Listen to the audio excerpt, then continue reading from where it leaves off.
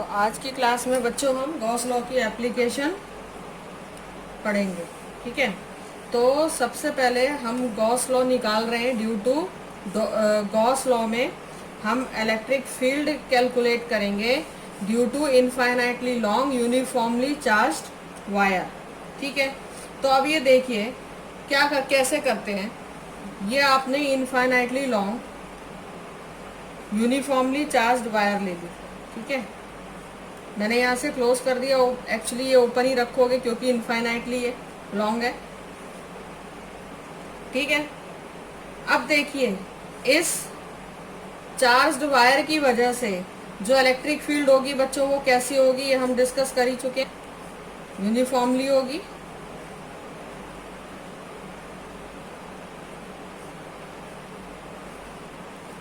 दोनों डायरेक्शन में ऐसे निकलते हुए।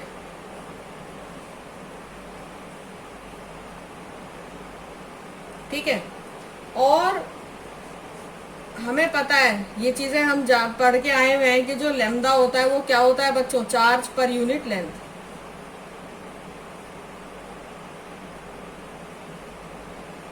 चार्ज पर यूनिट लेंथ का मतलब क्या हो गया, अगर 1 मीटर चार्ज है, 1 मीटर लेंथ है वायर की तो लैम्डा हो गया उसके ऊपर चार्ज। 2 मीटर वायर है तो 2 लैम्डा, 3 मीटर वायर है तो 3 लैम्डा। क्योंकि अभी तक आप कैलकुलेशन सिर्फ एक चार्ज को लेकर के कर रहे थे। अभी क्या है, कैलकुलेशन क्या है, बहुत सारे चार्जेस हैं जो कि डिस्ट्रीब्यूटेड है एक इस पर कंडक्टिंग वायर पे। अब हम एक पॉइंट मान लेते हैं जो कि इस रॉड से, इस वायर से आर डिस्टेंस पर है। ये आर डिस्टेंस पर। ठीक है, तो सबसे पहला स्टेप बच्चों क्या होता है, गॉसियन सरफेस को बनाना।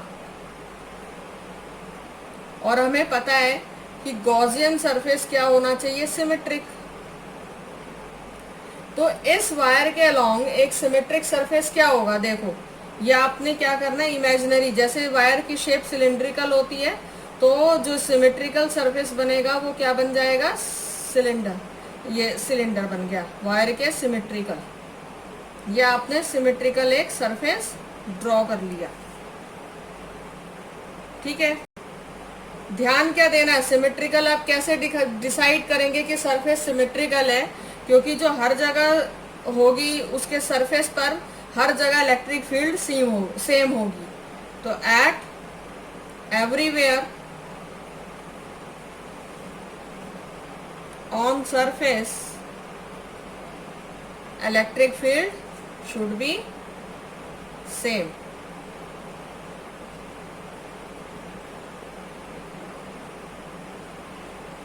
ठीक है,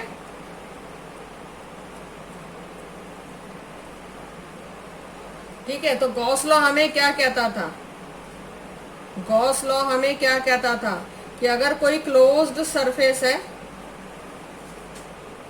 तो नेट फ्लक्स क्या होगा, इंटीग्रेशन ऑफ, ये आपने साइन लगा दिया, इसका मतलब क्या होता है, it is for close surface, EDA. ठीक है, which is equals to Q inside upon epsilon naught. ठीक है, तो अब हम ये निकालेंगे। ठीक है, नेट फ्लक्स। तो पूरे सिलेंडर पर जो नेट फ्लक्स होगा बच्चों वो EDA is equals to Q inside. ठीक है, तो नेट फ्लक्स हमारा इस फॉर्मूले से आता है। अब हम आगे चलते हैं कैलकुलेशन पे। ठीक है, अब देखिए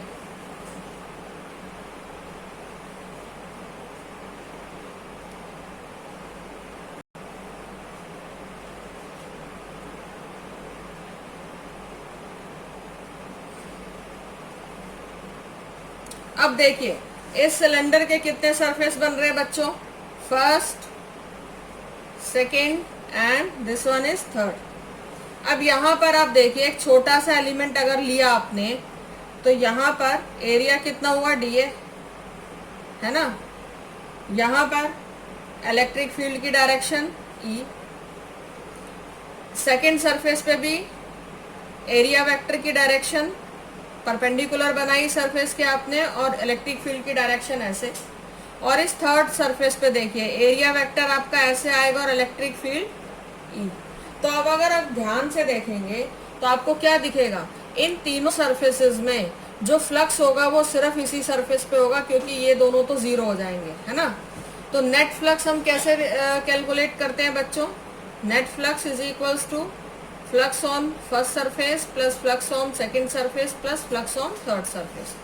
फर्स्ट सरफेस पे देखिए EDA cos theta, EDA cos theta, और यहाँ पर जो ई और ए के बीच में एंगल है वो 90 डिग्री, और कॉस 90 क्या होता है, जीरो। सिमिलरली यहाँ पर भी EDA cos theta, electric field और एरिया वेक्टर के बीच में जो एंगल हो गया वो क्या हो गया, 90 डिग्री, तो फ्लक्स क्या हो गया, जीरो। तो इन दोनों केस में फ्लक्स क्या हो गया बच्चों, जीरो। और ये सेकंड केस में फ्लक्स क्या हो जाएगा, ईडीए कॉस थीटा, और थीटा यहाँ पर क्या है, ईडीए कॉस थीटा, ठीक है। तो नेट फ्लक्स हमारा आ रहा है ईडीए कॉस जीरो, और कॉस जीरो क्या होता है बच्चों, कॉस जीरो होता है 1, तो यहां पर हमें क्या आ जाएगा, ईडीए, तो हमारा क्या आ जाएगा, फ्लक्स थ्रू सिलेंडर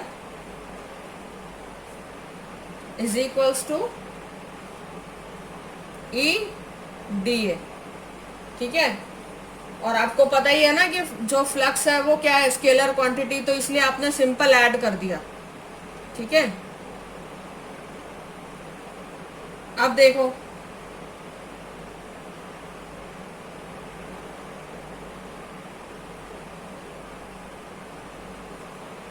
ये हमारा क्या आया, ईडीए। अब क्या कर देंगे, इंटीग्रेशन ऑफ ईडीए, और हमें पता है कि जो ई की वैल्यू है ये क्या है, कांस्टेंट है हर जगह,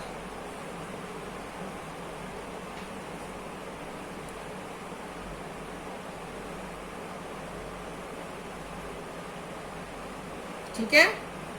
अब यहाँ पर देखिए ई तो क्योंकि कांस्टेंट है इसलिए हमने क्या कर दिया, ई को बाहर ले लिया और इंटीग्रेशन किसका कर दिया बच्चों, डीए का, ठीक है। ये हमारा सिलेंडर है,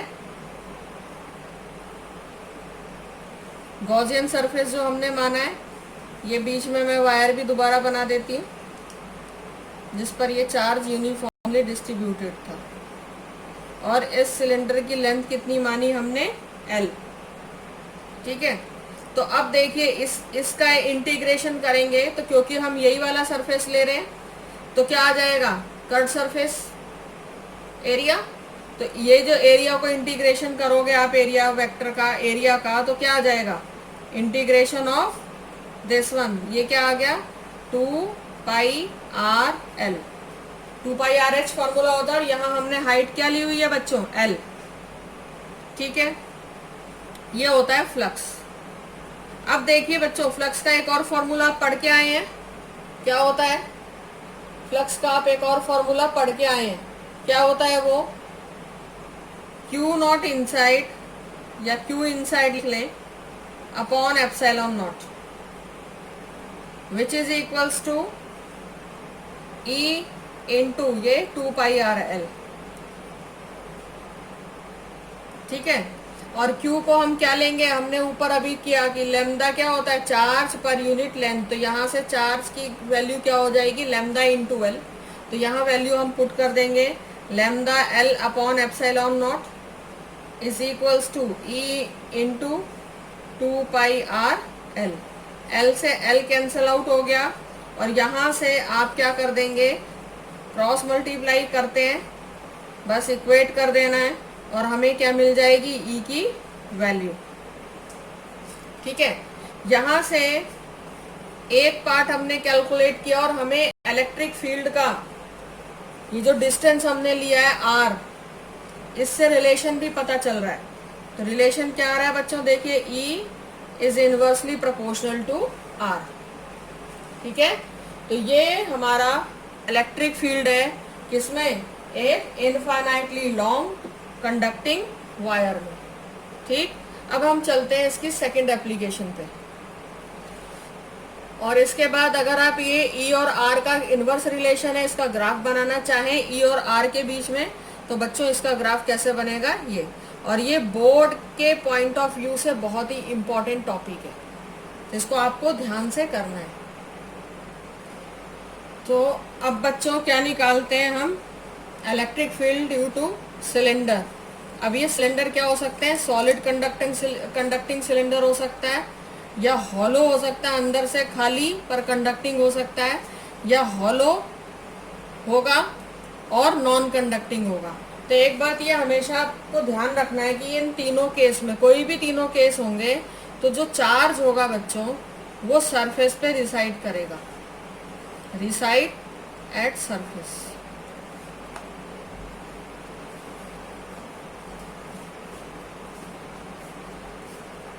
ठीक है, पर सॉलिड नॉन कंडक्टिंग की जो स्टोरी है वो डिफरेंट है, इनकी सेम है, आपको याद करना है। सॉलिड नॉन कंडक्टिंग बिल्कुल डिफरेंट हो जाएगा। ठीक है, अब चलते हैं आगे।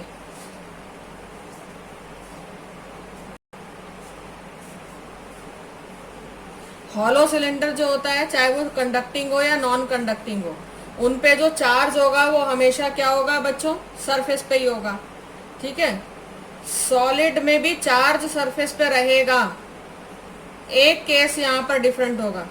ठीक है, सॉलिड कंडक्टिंग सरफेस, अगर ये कंडक्टिंग है तो इसका भी चार्ज जो होगा वो सरफेस पे रहेगा। ठीक, सिर्फ सॉलिड नॉन कंडक्टिंग सरफेस में जो है चार्ज जो होगा वो सिर्फ सरफेस पे रिसाइड नहीं करेगा। ठीक है,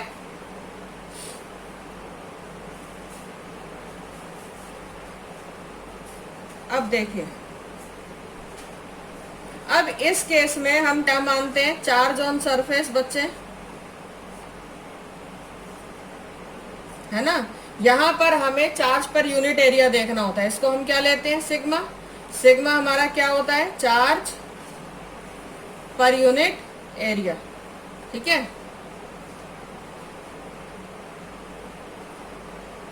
जो सॉलिड नॉन कंडक्टिंग सिलेंडर होते हैं बच्चों, उनमें अंदर भी चार्ज होता है, इसीलिए हम बार बार ये बोल रहे हैं कि उनका जो चार्ज होता है सरफेस पे रिसाइड नहीं करता, उनका केस डिफरेंट होता है, उसको अभी हम नहीं ले रहे। अभी आपको बस ये तीनों चीजें याद रखनी है, सॉलिड कंडक्टिंग सिलेंडर या हॉलो कंडक्टिंग सिलेंडर, या हॉलो है और नॉन कंडक्टिंग है, उन सब के केस में चार्ज सरफेस पे रिसाइड करता है, और एक यूनिट एरिया पर रिसाइड करने वाले चार्ज के लिए हम क्या लेते हैं, सिग्मा वाला साइन। ठीक है, सिग्मा क्या होता है, चार्ज पर यूनिट एरिया। अब आ जाइए, अब चलते हैं इसकी डेरिवेशन करते हैं, समझते हैं कैसे। ठीक है, तो electric field due to solid conducting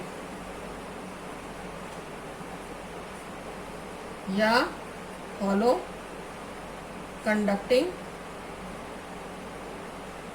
या hollow non conducting cylinder. Conducting है चाहे वो हॉलो है या नॉन कंडक्टिंग है, बस याद रखना सरफेस पे चार्ज, यही बार बार मैं आपको रिपीट करवा रही हूँ। ठीक है, आपको याद रखनी है। तो अब एक ही केस ले लेते हैं, सब में सेम ही चीज आएगी। देखिए, ये आपको सिलेंडर बनाया जो कि इनफाइनाइटली लॉन्ग है। ठीक है, और चार्ज कितना है सरफेस पे, इन सिलेंडर्स में अंदर कोई चार्ज नहीं बनेगा बच्चों, सरफेस पे ही रहेगा। ठीक है, और ये सरफेस पे एक यूनिट एरिया पे चार्ज कितना हो गया, सिग्मा। ठीक है, ये इनफाइनाइटली लॉन्ग सिलेंडर है। ठीक है, तो अब इसमें हम दो केसेस लेंगे बच्चों। इस सिलेंडर को मैं दोबारा आपको एक्सप्लेन करती हूँ। ठीक है, मान लेते हैं इस सिलेंडर का रेडियस r है। ठीक है, और इनफाइनाइटली लॉन्ग सिलेंडर है, लेंथ तो ले नहीं सकते। अब यहाँ पर हम दो केस लेंगे, एक अंदर, इलेक्ट्रिक फील्ड अंदर भी हो सकती है बच्चों और बाहर भी हो सकती है। ठीक है, तो अभी हम इनसाइड की बात कर रहे हैं। तो अभी हमने माना एक पॉइंट लिया जो कि r डिस्टेंस है, और ऐसा डिस्टेंस हमें लेना है, वो डिस्टेंस जो कि r जो है वो r से, कैपिटल R से स्मॉल हो।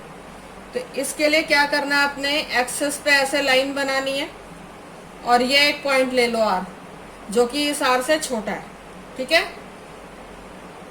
कुछ नहीं करना। अब आपको क्या बनाना है, गॉसियन सरफेस। तो ये देखो ऐसे, कुछ नहीं, बहुत इजी है। सेम इतने डिस्टेंस पे सिमेट्री होनी चाहिए, गॉसियन सरफेस की ये कंडीशन है। और ये बना दिया आपने इमेजिनरी सिलेंडर, जो कि क्या बन गया, ये गॉसियन सरफेस। बहुत सिंपल। अब इसको देखिए कैसे। अब इस वाले सिलेंडर की लेंथ को L मान लिया। अब इसके भी देखिए 3 एरिया है, 1 2 एंड 3। ठीक है, अब यहां पर आपको पता ही है, अभी आप करके आए हैं कि इलेक्ट्रिक फील्ड इन दोनों सरफेसेस पर तो क्या हो जाएगी, 0। तो अब देखो आपने क्या माना, ये गॉसियन सरफेस। ठीक है, गॉसियन सरफेस आपने क्या माना, सिलेंडर। अब यहां पर फ्लक्स टोटल क्या आ जाएगा, flux due to 1 plus flux due to 2। ठीक है, और आपको पता ही है कि इन दोनों सरफेस पे देखिए एरिया वेक्टर की डायरेक्शन ये, इलेक्ट्रिक फील्ड की डायरेक्शन ये, यहाँ फ्लक्स 0, यहाँ पर एरिया वेक्टर की डायरेक्शन ये और इलेक्ट्रिक फील्ड की डायरेक्शन ये, यहाँ पर फ्लक्स 0। तो इन दोनों सरफेसेस पर तो फ्लक्स क्या हो गया बच्चों, 0। अब हमें किस पर निकालना है, इस थर्ड सरफेस पर flux. Means flux total is equals to flux on third surface. ठीक है, इसको हम क्या लिख सकते हैं, Q inside upon epsilon naught. अब बच्चों इसको कैसे कैलकुलेट करेंगे, बस अपना वही formula, E dA cos 0, E को बाहर ले लेंगे, dA का integration, that is E into 2 pi RL, और ये Q इनसाइड। ठीक है, Q अभी आपने क्या पीछे निकाला, Q क्या लिया। ठीक है, अंदर तो कोई चार्ज रखा ही नहीं है, तो ये तो 0 हो गया। जब चार्ज 0 हुआ तो इलेक्ट्रिक फील्ड भी क्या हुई बच्चों, 0। ठीक है, तो इसीलिए इन तीनों केसेस में, तीनों जो सिलेंडर लिए, तीनों केसेस में Q इनसाइड 0 होगा, क्योंकि जब हमने चार्ज रखा ही नहीं है तो इलेक्ट्रिक फील्ड भी क्या हो जाएगी, 0। ठीक है, कोई भी सिलेंडर हो, सॉलिड या हॉलो, ठीक, कंडक्टिंग है, तो इनसाइड इलेक्ट्रिक फील्ड 0 हो जाएगी। ठीक है, अब चलते हैं आउटसाइड। ठीक है, तो बच्चों सेकंड हमारा क्या था, outside at distance r from axis. ये एक्सिस है, एक्सिस से हमने ये r डिस्टेंस लिया, सच दैट कि ये वाला जो r है सिलेंडर के अपने, जो हमने वहां में वायर या सिलेंडर जो भी दे रखा है उसके खुद के रेडियस से ये r बड़ा है। ठीक है, अब देखिए चार्ज वाइज सरफेस पर रिसाइड है, तो बस आपने इस पॉइंट से एक सिलेंडर आपने गॉसियन सरफेस कंस्ट्रक्ट कर लिया बाहर की तरफ। ठीक है, एक्सिस से r डिस्टेंस पर आपने फिर से ये गॉसियन सरफेस बना लिया। ये 3 सरफेस आ गए इसके, यहां पर भाई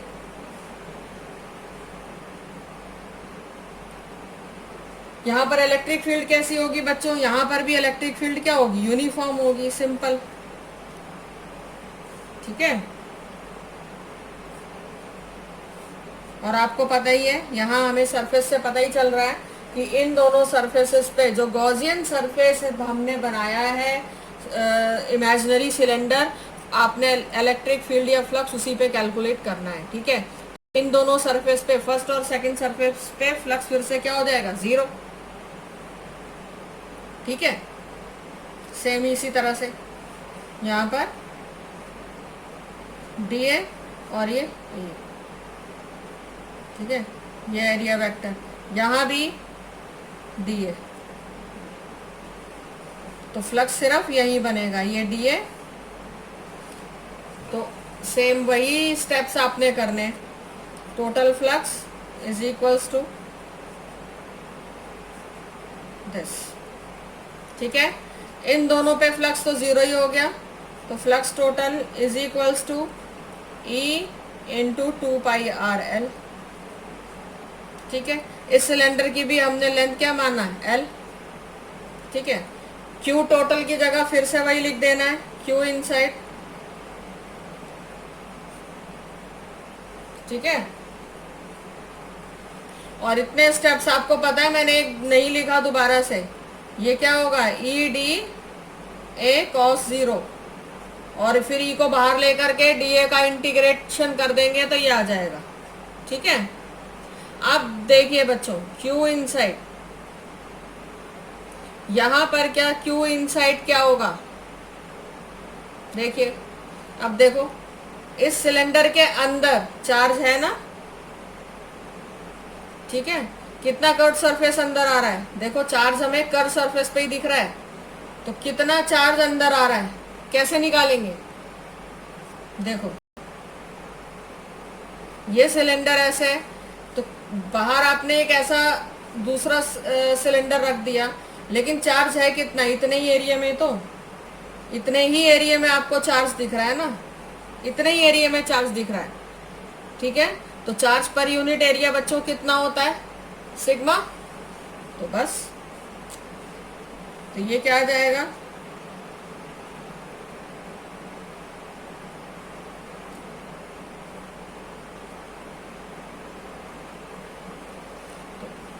अब देखिए यहां पर, ठीक है, चार्ज पर यूनिट एरिया बच्चों क्या होता है, सिग्मा। और अगर हमें क्या निकालना है चार्ज, तो ये क्रॉस कर देंगे, सिग्मा इंटू ए आ गया। अब देखिए यहाँ पर ये जो चार्ज है ये सिर्फ इस कर्व सरफेस पे ही प्रेजेंट है, तो ये कर्व सरफेस कितना आ जाएगा बच्चों, 2πr_l। सिंपल, क्योंकि जो चार्ज प्रेजेंट है ये कहां पर है, ये अंदर वाले सिलेंडर पे, जिसका रेडियस क्या है, r। बाहर वाले सिलेंडर पे चार्ज प्रेजेंट नहीं है। ठीक है,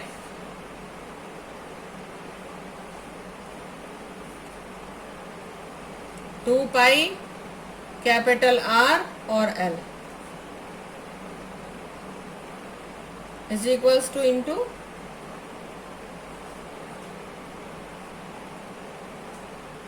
ठीक है। अब ये देखिएगा, 2π से 2π गया, L से L गया।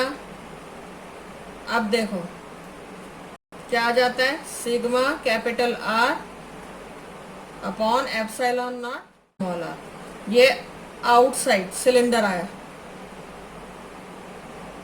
ठीक है, ये आ गया आपका आउटसाइड इलेक्ट्रिक फील्ड। ध्यान क्या देना है यहाँ पर, जो सिग्मा है चार्ज पर यूनिट एरिया ये कांस्टेंट है, कैपिटल आर भी कांस्टेंट है, एप्सिलॉन नॉट भी कांस्टेंट है, बस वेरी क्या हो रहा है इलेक्ट्रिक फील्ड के साथ में, रेडियस। यानी यहाँ पर जो आप वेरिएशन देख रहे हो इलेक्ट्रिक फील्ड और रेडियस की, वो भी क्या आ रही है, इनवर्स रिलेशन। अब बच्चों इसका ग्राफ कैसे बनेगा, देखिए E वर्सेस R, ऐसे, ये E हो गया और ये R। अब जिसका ग्राफ बना रहे हैं, मैं यहाँ पर एक इमेजिनरी सिलेंडर बना दूं, जिससे कि कंपेयर करना थोड़ा इजी हो जाएगा। देखिए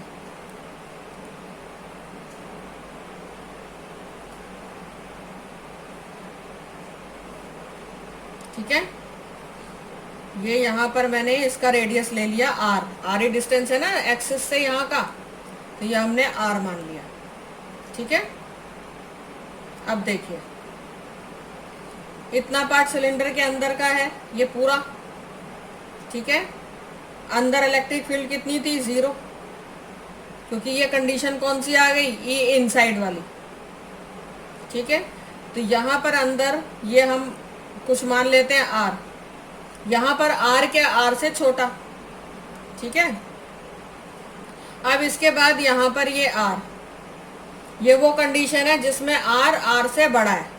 ठीक है, तो यहां से क्या हो गया, यहां से जो इलेक्ट्रिक फील्ड थी सडनली डिक्रीज हो गई। ठीक है, यहां पर is inversely proportional to are.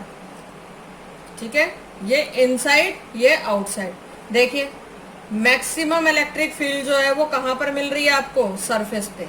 यहां तक जीरो थी, सडनली ये बढ़ी और उसके बाद डिक्रीज होनी स्टार्ट हुई। तो मैक्सिमम इलेक्ट्रिक फील्ड कहाँ मिली, सरफेस पे। ये भी एक पॉइंट नोट कर लीजिए, मैक्सिमम इलेक्ट्रिक फील्ड कहाँ मिलती है, एट सरफेस। अंदर जीरो, मैक्सिमम सरफेस पे, और उसके बाद फिर से डिक्रीज होनी स्टार्ट हो जाती है।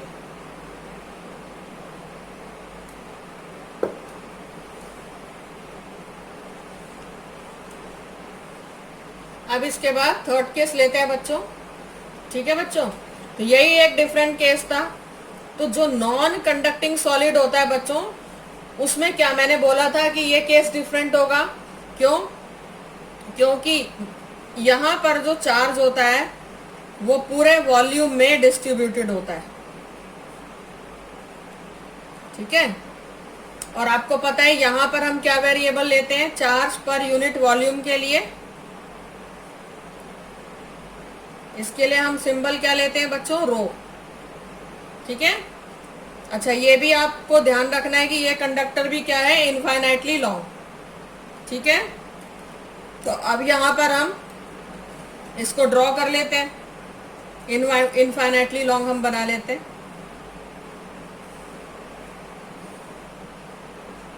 ये देखिए, अब पूरे कंडक्टर में चार्ज ऐसे डिस्ट्रीब्यूटेड है पूरे वॉल्यूम पे, ऐसे सरफेस पे भी है, अंदर भी है, पूरे वॉल्यूम में चार्ज डिस्ट्रीब्यूटेड है। ठीक है, चार्ज पर यूनिट वॉल्यूम। तो 1 मीटर क्यूब पे अगर चार्ज रो है तो 2 मीटर क्यूब पे चार्ज कितना होगा, 2 रो। 3 मीटर क्यूब पे चार्ज कितना होगा, 3 रो। ठीक है, तो यहां पर भी केस ले लेते हैं पहले इनसाइड वाला। ठीक है, एक्सेस बना लिया हमने सेम उसी तरह से। ये हमारा रेडियस आर हो गया, और सरफेस में फिर ये अंदर निकाल रहे हैं तो एक पॉइंट ले ले रहे हैं आर डिस्टेंस पे। ठीक है, आर क्या हो गया, आर से कैपिटल आर से स्मॉल। वही चीज गॉसियन सरफेस ले लिया, सिलेंडर बना लिया। ठीक है, ये फर्स्ट सरफेस, ये सेकंड सरफेस, और ये थर्ड। ये हम चीजें कर चुके हैं। ठीक है, इलेक्ट्रिक फील्ड सेम ऐसे ही जाएगा।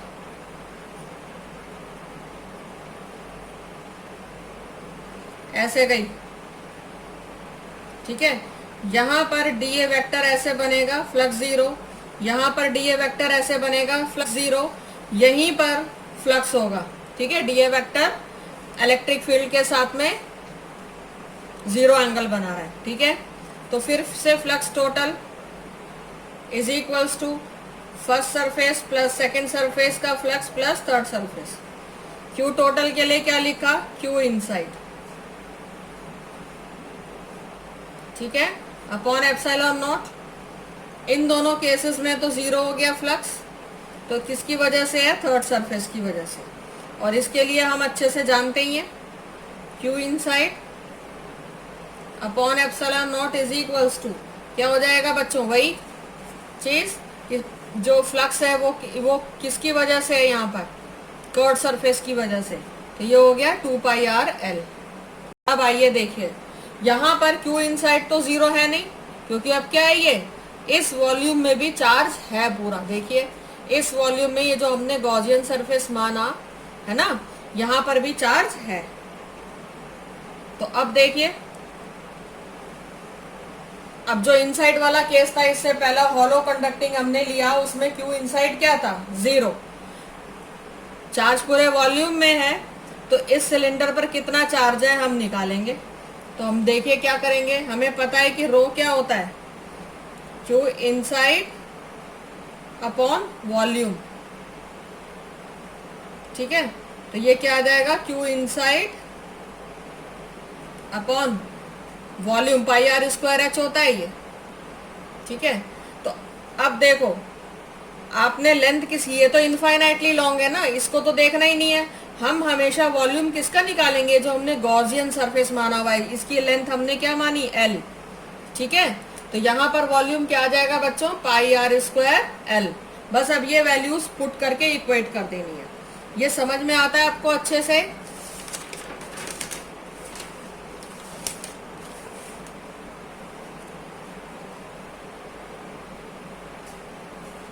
तो अब देखिए ये हमारा फॉर्मूला, अब ये Q की वैल्यू यहाँ से निकाल करके रख देंगे। Q इनसाइड क्या आ जाएगा बच्चों, Q इनसाइड क्या आना चाहिए, rho into volume pi are square L. बस ये वैल्यू आप यहाँ पुट कर देंगे, rho into pi are square L upon epsilon not is equals to E into 2 pi are L. L से एल कटा, एक आर से ये आर गया, पाई से पाई कटा।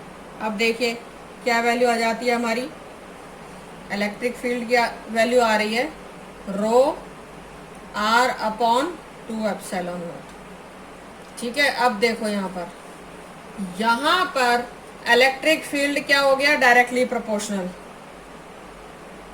ठीक है, तो आर जैसे जैसे बढ़ेगा बच्चों, इलेक्ट्रिक फील्ड भी बढ़ती जाएगी। देखिए कैसे, यहाँ पर अंदर, ठीक है, यहाँ पर इलेक्ट्रिक फील्ड जैसे जैसे जैसे जैसे ये वाला डिस्टेंस बढ़ता जा रहा है, इलेक्ट्रिक फील्ड बढ़ती जाएगी। ठीक है, तो अब आपको ये याद रखना है, ये पूरा क्या हो गया, ये डिफरेंट हो गया केस, है ना। इसीलिए बोला था कि यहाँ पर थोड़ा सा डिफरेंस है कि अगर नॉन कंडक्टिंग सॉलिड होगा तो इलेक्ट्रिक फील्ड का रिलेशन डिस्टेंस से क्या हो जाएगा, जिस भी डिस्टेंस पर हमें इलेक्ट्रिक फील्ड निकालनी है डायरेक्टली प्रोपोर्शनल हो जाएगा। जैसे जैसे हम डिस्टेंस इंक्रीज करेंगे एक्सिस से, इलेक्ट्रिक फील्ड भी इंक्रीज होगी। ठीक है, जैसे जैसे आप बाहर की तरफ आओगे, ठीक है, क्यों, तो क्या होगा, क्यू इनसाइड बढ़ता जाएगा ना।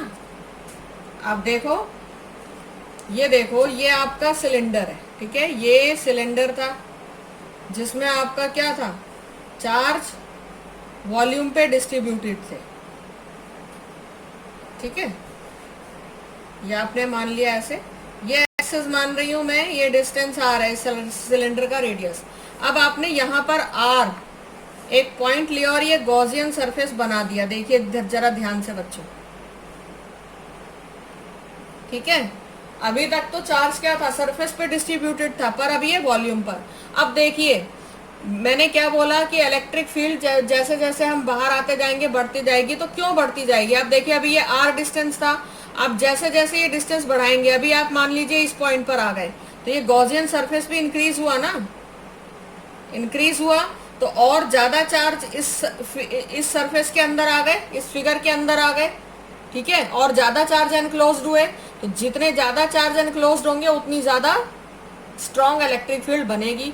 तो जैसे जैसे हम डिस्टेंस बढ़ा रहे हैं, सिलेंडर का सरफेस इंक्रीज हो रहा है और ज्यादा उसके वॉल्यूम में चार्ज बढ़ रहा है।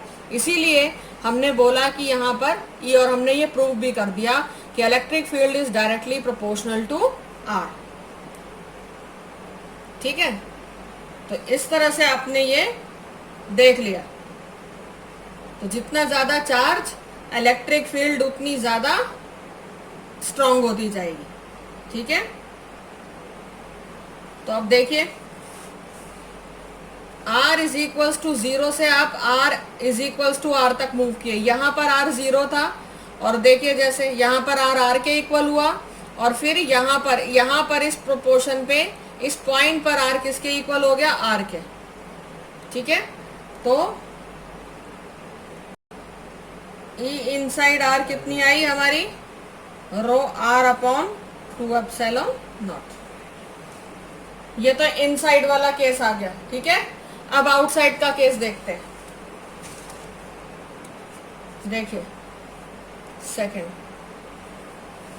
सेकंड केस,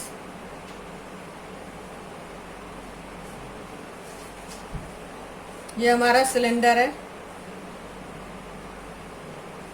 ठीक है, फिर उसी तरह से ये हमने वॉल्यूम पर चार्ज को डिस्ट्रीब्यूट कर दिया। ये आपका एक्सिस आ गए। ठीक है, इनफाइनाइटली लॉन्ग है। फिर ये आर और अब हमने r डिस्टेंस पर ये एक सिलेंडर बना लेना है, गॉसियन सरफेस जिसको हम बोलते हैं। ठीक है, ऐसे।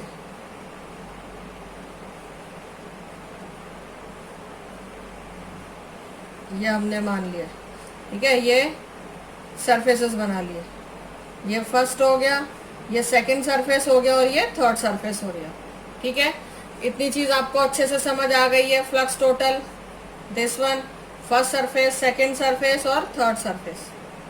ठीक है, अब देखो ये क्या हो गया, इतनी चीजें तो आप अब अच्छे से समझ गए। Q inside upon epsilon not, first और सेकंड सरफेस की वजह से चार्ज जीरो, बहुत अच्छे से अब आ गया आप लोगों को। चार्ज सिर्फ होगा थर्ड सरफेस की वजह से, और वो आ गया E इंटू 2πr/L। अब देखिए यहाँ पर Q इनसाइड कितना है। ठीक है ना, ये सारा चार्ज अब इसके अंदर आ गया। देखिए, तो Q इनसाइड कैसे निकालेंगे, रो क्या है, Q इनसाइड अपॉन वॉल्यूम। ठीक है, अब इस सिलेंडर का देखिए ये वाला वॉल्यूम अंदर आ रहा है ना, तो क्या आ जाएगा, πr²L। ठीक है, ये वॉल्यूम आ गया, तो कैसे लिखेंगे, Q इनसाइड अपॉन πr²L। ठीक है, और यहां पर Q इनसाइड आपको क्या मिल रहा है बच्चों, Q इनसाइड आपको मिल रहा है रो इंटू πr²L। बहुत ध्यान से, क्योंकि बच्चे यहीं पर गलती करते हैं। आप ये देखिए कितना वॉल्यूम अंदर आ रहा है ये वाले सिलेंडर का जो हमें गिवन था, इसीलिए हमने क्या किया, वॉल्यूम में रेडियस कौन सा लिया, इस वाले सिलेंडर का, जितना वॉल्यूम अंदर आ रहा है। ये गलती नहीं करनी है कि जो हम ये गॉसियन सरफेस सोच रहे हैं, हमें चार्ज को देखना है, चार्ज कितने वॉल्यूम में आ रहा है अंदर वाले सिलेंडर की, यहाँ तो चार्ज है ही नहीं। ठीक है, इसलिए हमने यहाँ पर रेडियस कौन सा लिया, किस सिलेंडर का रेडियस लिया, जिसमें चार्ज आ रहा था। अब बस कुछ नहीं करना, ये वैल्यू सारी यहाँ पर पुट कर देंगे। तो आप पुट कीजिए वैल्यू, देखिए क्या आता है,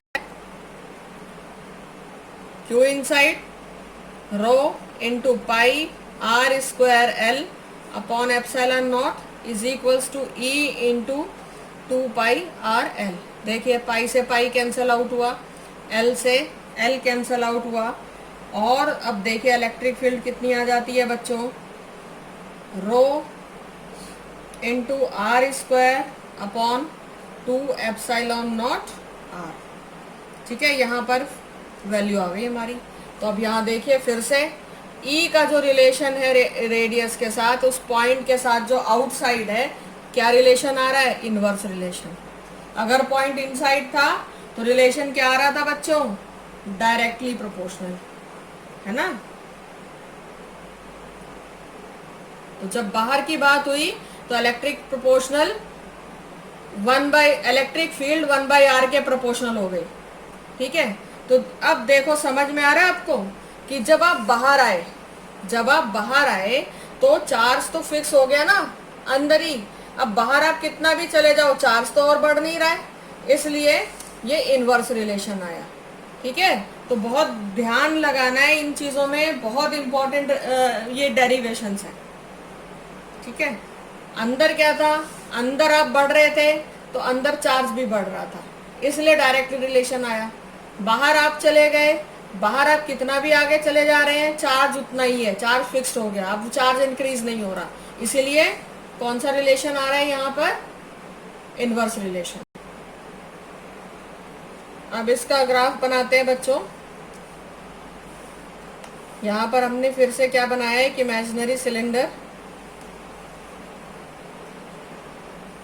ठीक है, ये हमारा मैक्सिमम रेडियस है। अब देखिए E क्या है इनसाइड, यहाँ पर ये इंक्रीज हो रही है, ये E है ना, तो E क्या थी अंदर, डायरेक्टली प्रोपोर्शनल टू R थी, और बाहर देखिए E जो है इनवर्सली प्रोपोर्शनल हो गई R के। सरफेस पे देखो E मैक्सिमम है, ठीक है, सरफेस पे क्योंकि बच्चों आर आर के इक्वल होता है, ठीक है। तो अगर आपको ये कॉन्सेप्ट अच्छे से क्लियर हुआ है तो आपको जो सॉलिड और कंडक्टिंग और नॉन कंडक्टिंग स्फेयर्स हैं उसमें बिल्कुल प्रॉब्लम ही नहीं आएगी। तो ये लेक्चर्स आपको रिपीटेडली देखने हैं, तभी इसके जो न्यूमेरिकल्स में भी कॉन्सेप्ट आप लगा पाएंगे, नहीं तो पूरे साल गॉस लॉ आपको परेशान करेगा।